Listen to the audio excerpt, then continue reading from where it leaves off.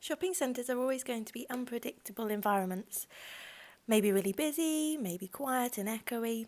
So there's lots of people, and for some people that can be difficult, especially if they have tactile hypersensitivities, visual.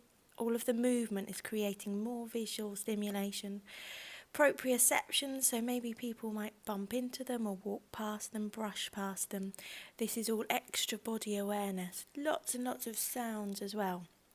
So within shopping centres, there's always some way that you're going to travel between floors. Escalators, that's extra visual stimulation, but when there's glass, there's lots of reflections.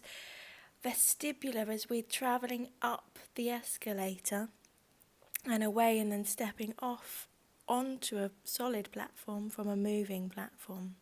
There's usually lots of overhead lighting, which can be incredibly bright and painful for people with sensitivities to light.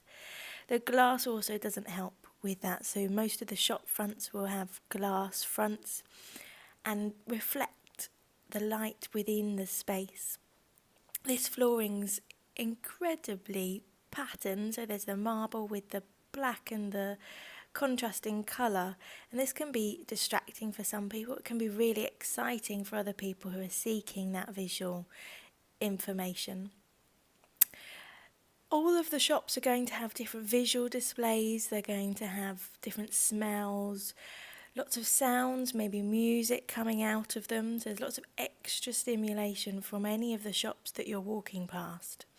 Some shops even pump out smells now, which can be incredibly overpowering for people that are sensitive to smells and already having to cope with lots of people, lots of sounds coming out from the shops. Shopping centres are enclosed, which means that the sounds are going to echo more. It's going to be a lot louder, it's going to be a lot more intense. So all of the music and the people, even just the movement of the people walking around, is going to create a sound, an echo, a feeling.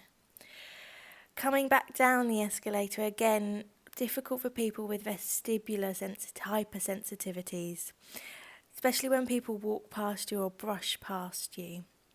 The entrances to the shopping centres are always going to be different. It might be swinging doors, it might be rotating doors, it might be automatic doors. We might have to work out how they work.